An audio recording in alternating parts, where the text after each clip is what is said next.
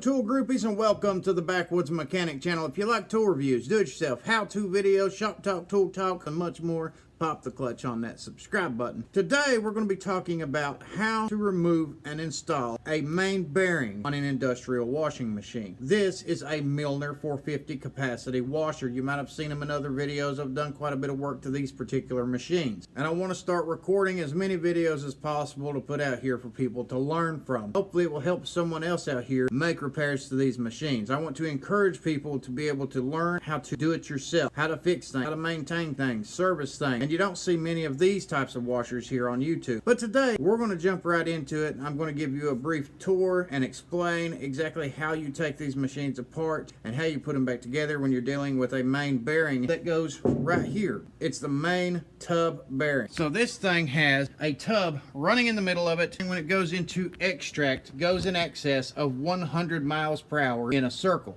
So this thing takes a lot of wear and tear and use and abuse over a long period of time. So these are something that you absolutely need to service when you have a problem, or it will make your job twice as hard. For the average repair on one side, just one bearing, the seals and the O-rings to come with it, you're looking to spend right at a bare minimum of $1,200 for all the parts you need for one side to be rebuilt. That's not counting if you have any other problems, if you break anything along the way, if you run into any other issues. In this particular job, the client wanted one side done, and they wanted a secondary kit on site in case this happens again to have minimum downtime. So you're talking about $2,400 after it's all said and done just for parts. What you're looking at here is the idler shaft on one side of this washer. It's got these big belts here. Right there is the jack shaft. Right here is the main bearing that we've been working on. I'll put some pictures on the screen here for you to look at. That is what it looks like whenever you take the outside covers off. Is this big belt running up here to this main bearing. All right, now I've already had this thing apart, so I'm just going to go ahead and explain to you step by step to give you the general instructions for anybody out there needing to work on these things. Whenever you start with this, of course, you're going to put the jack underneath the jack shaft. You're going to break loose the bolts and the fasteners. That's all underneath this thing. You've got two jam nuts on each side underneath the back side of this washer, and then you're going to want to get the fasteners loose in behind these pulleys on this idler bearing. Now when you do that, you're going to jack it up and relieve the pressure on the belts. You're going to pull the belts off there. The next thing you're going to do, you're going to be looking at this thing right here. This is the main pulley that goes from the tub down to the idler, and you're going to want to get this off next. Now you got these three fasteners right here where you see these wider holes are. You're going to want to loosen those up, go ahead and take those out. Sometimes people might take a chisel or a striking cap screwdriver, put in right here, peck it with a hammer, widen this out a little bit. You will have a key here that runs into the shaft to hold everything in line. All you got to do is pull those three fasteners out and put them in these three opposite holes that you took them out of. When you do that, you're going to tighten them up. It will put those bolts through the holes where they're threaded at, and it will run straight into the back of the pulley. It will actually start pushing it outward to the point that this comes loose. Once this is loose, pick it up and set it off here gently on the shaft. Pull this the rest of the way off. It might take some wiggling back and forth. Pull it out. Pull your key out. That's out of the way. The next thing you pull off is this one. This is what's referred to as the bearing cover. Inside of all these holes right here is going to be a hex bolt. You're going to have yourself an Allen wrench or a hex socket to get those out. Once you get all those out, take yourself a little screwdriver or hammer, peck on the side of it gently right there. As soon as you do, it should pop this loose for you to take off here. This is your seal. That is the outer end of the bearing. That's the seal that keeps all the grease in place. Once you pull that off, what you're going to be looking at in behind here is going to be this lock nut, a lock washer, and then the bearing is going to be in behind it. Now I've already took the bearing out of this one, but I will show you how to do it. This is what the brand new bearing comes in right here. It's an NTN bearing. The model number for MILNOR is right here, 56S22316T, and it's basically a double bearing. It's got the bearing balls on this side and on this side. It's got the double bearing assembly to it, nice and thick. Both sides on this washer takes the exact same bearing, exact same seals. The bearing will be inside here. The very first thing you're going to think of is you want to get this lock nut off here. If you go by the recommendations of MILNOR, here's what they want you to do. MILNOR will tell you in the instruction books to take the bearing housing out. This is what's called the bearing housing, this triangle shape right here. Bearing housing itself is wider on the outside, but it is thinner on the inside. It comes down about halfway here, and then it goes in about 4 to 6 inches into the back of this housing here. These are 1.5 inch bolts, and they do got lock washers on them. Some washers have shims of a specific size, so you got to watch depending on what it is that you're taking apart. Sometimes these will be in there pretty tight depending on how much corrosion and rust and chemicals have got into this washer, what type of use and abuse it's experienced. Now you can use different types of tools to take these apart with. A 1/2 inch drive sometimes will break depending on the quality tool that you've got. That's why you want good quality tools for jobs like this. In this situation, I did take a 1.5 inch Armstrong striking wrench and putting it on here, and then striking it with a sledgehammer. It started loosening them up enough. You'll take these 3 out right here for that, per the MILNOR manual. And what they want you to do is buy a kit from them. Here's what the long threaded bars are going to look like. If you buy the kit from MILNOR, and they want you to put them here,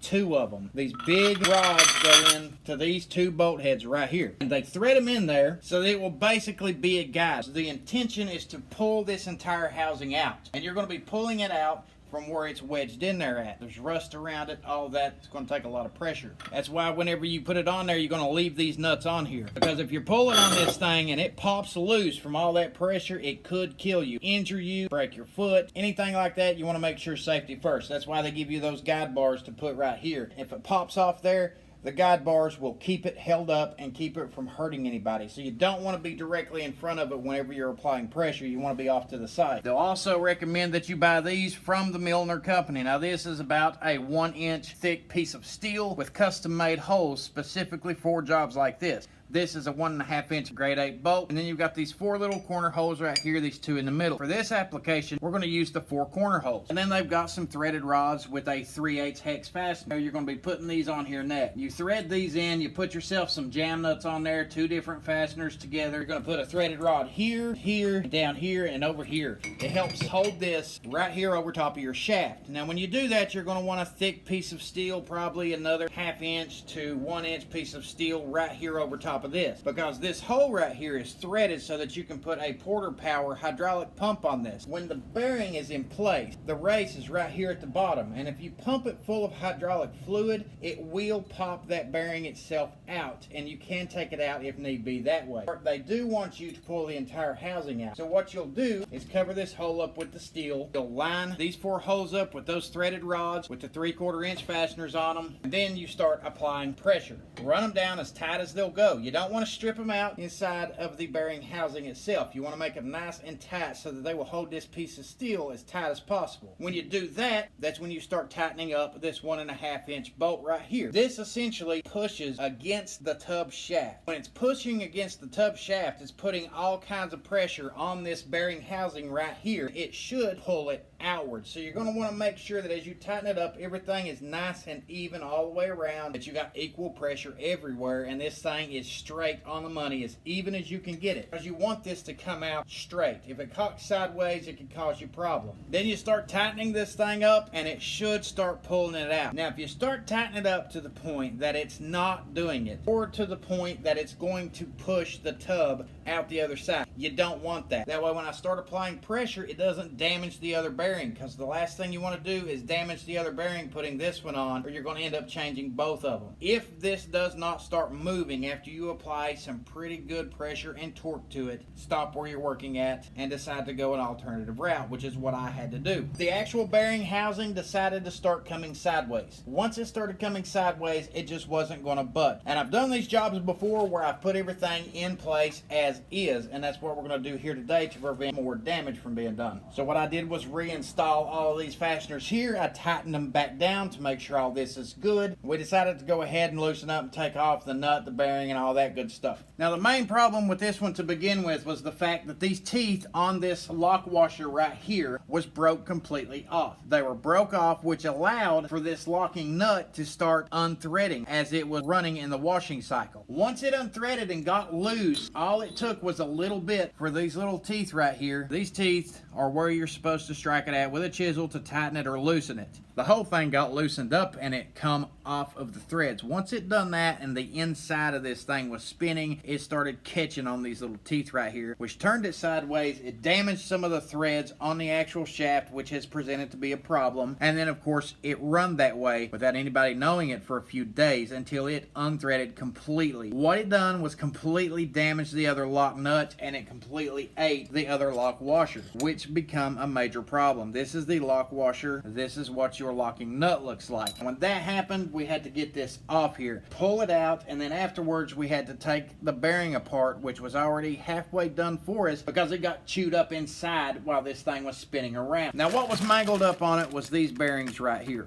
So whenever we got into this washer, and it was already tore all to pieces anyhow, we went ahead and took a screwdriver and a pick and we knocked all these things here out. This was left on the shaft, and then the outer race right here was left inside the bearing housing. So the next logical thing for us to do is to take that pump with the hydraulic fluid, put it into the shaft right here, and we filled it up full of hydraulic fluid and it pulled this straight off. Once it done that, we took some heavy duty industrial pullers, we got a hold of the outer race here, and then we pulled it straight out. Once we pulled it out, we was able to clean up on the inside of the bearing housing right here and kind of look over everything to see what we was going to do next. And the sleeve doesn't seem to be damaged, which we are lucky with. If this sleeve back here was damaged, we would be in serious trouble and we would have to pull this off one way or another to see what kind of problems have been done. But so far it looks like the sleeve on the inside's good, seal is actually good. We can actually leave this in place and reuse it. The bulk of the damage was done to the lock nut, the lock washer, and the bearing itself. This is what they call the sleeve. On the inside of this sleeve is 3 different O-rings. That's what is sitting inside here. This sleeve goes right over this shaft right here, and then it slides over the back half of the shaft because it's got a little lift for it to slide in right there. You got to slide it just in the right place so that you can put all of your seals in place, and then you can put your bearing in place. A lot of people wonder how you do this.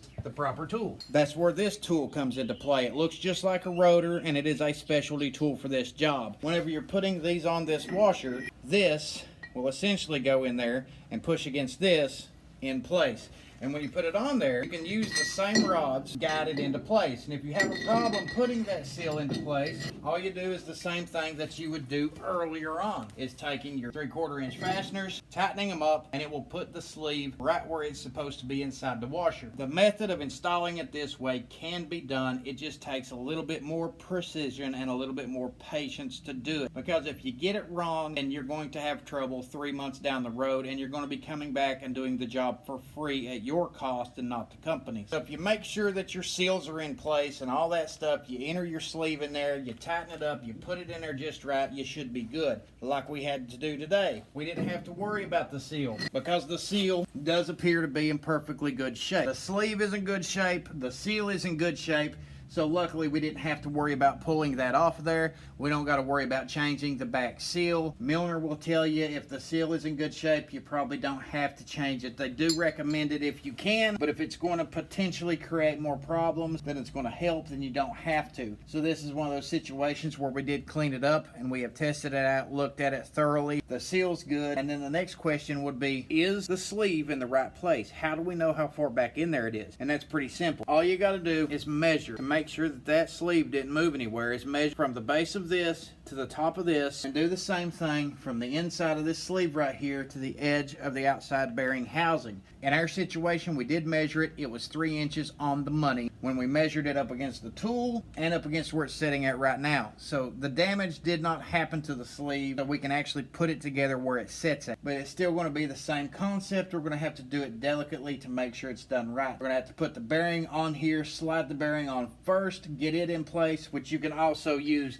this for if you have an issue getting the bearing on. This will help slide that bearing on. Most of the time, if you clean your shaft up and everything, it goes good. We put the bearing in place. We're going to pack everything full of grease. You get the bearing up there, you're going to want to put your lock nut on, lock washer on, tighten everything down, and it makes it a little easier. If you do it the way that MILNOR would recommend you do it, and you pull the entire bearing housing off here, The only reason that it helps to do that is because once this bearing housing's off here, you've got a lot more space inside there to put your hands and to work with things. Which means you can take that sleeve and actually put it on the shaft, put it back where it's supposed to go at. You can take all of your seals and put them where they're supposed to go at and get everything lined up right. Then all you would have to do is take the outside bearing housing here, slide it back in place, then put your bearing on, then put your washer on, then put your lock nut on, tighten everything down. So if you take your bearing housing out, you can knock all the race off and all that kind of stuff, get everything out of the way. It would make it a little bit easier if you could do that. But if you can't, no big deal, you can still get the job done. Like I said, just imagine if you're somebody who does get this thing off, then that's how you're going to want to do it. You're going to want to line up all of your seals and line up your sleeves and all that stuff, and then you'll be putting this bearing housing on afterwards. Now the way you do that is pretty simple. That's why these long threaded rods right here do come with pieces of pipe, or you can cut your own pipe, because essentially whenever you've got all that in place, you're going to want to take this and line it up just right. And the way you do that is by taking these and putting all three of them together inside where these bolts are. Then you'll put your bearing housing on there and you'll gently slide it all the way back over top of your seals, over top of the sleeve. And then after you get to a certain point, that's where these rods come into place at. You put these pieces of pipe right here over them, and then you'll run these fasteners down onto those pieces of pipe, and that'll ensure as you do 1 or 2 turns in rotation, you'll go 2 or 3 turns here, 2 or 3 here, 2 or 3 here, and so on and so forth, and it will slide the housing in over top of your seals and over top of your sleeves the way you need it, and it'll make it nice and tight where it's supposed to be at. Take your threaded rods out, you put your bolts back in, get them nice and tight, put your bearing in place, put your lock washer, your lock nut in place, pack everything full of grease while you're doing it, and then put everything back together again. But that is essentially the basic concept as to how to take this thing apart and put it back together. The way we're doing it today, we just so happen to get lucky with the fact that the inner sleeve right here is not damaged and that it's in the place it's supposed to be at.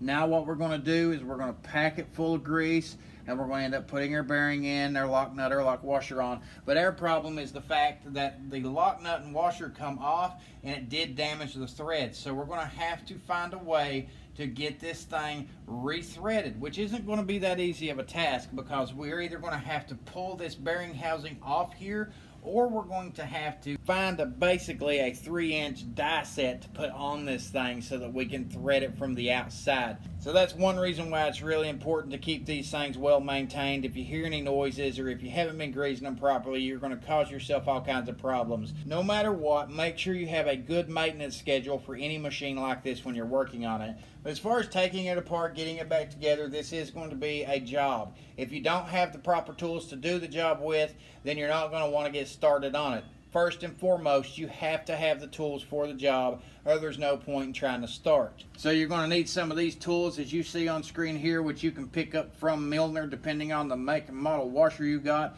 It's going to cost you quite a bit. I can't tell you the price on it because I got mine working with a guy, and that was a payment for going and helping learn how to work on these things. Now, if you could borrow a kit from somebody, then there's a good possibility that you can make your own, especially if you got a machine shop nearby. You got people who know how to work on this kind of stuff. They can easily make you some of these. You can weld them up. You just need to get the measurements precise. But I really hope this helps somebody out here. I wish I could have done a better detailed video on how to take this thing apart and reassemble it one step at a time. I just did not have the time to do it. I've been very busy as of late. We are smack dab in the middle of the COVID-19 outbreak, so a lot of people like myself are busy getting these things up and going so they can get clean sanitary laundry delivered to these hospitals. I don't have time to just sit and record and set up shop like I normally would. So hopefully explaining this will help somebody out. It will give you the general idea on how to get this repair done. Like I said, if you got the right tools for the job, you'll get it done. You definitely need the specialty tools. Some tools you can get by with not having high-end name brands, but for jobs like this is the type of stuff that requires something good quality, whether it's SK, Proto, Mac, Blackhawk, even Gear Wrench, and I've heard that Capri is a pretty good tool. I haven't had the opportunity to try them out yet, but you know what? Find yourself a good quality set of tools to do these kinds of jobs with, or it's just not going to be worth buying, or it's just not going to be worth doing, because when they break, they break, it's going to get really frustrating. You need something dependable if you're going to work on these things. Hopefully it helps somebody else out. If you like it, comment down below. Let me know if it helped. Let me know if you work on these things. And as always, pop the clutch on that subscribe button and make repairs great again.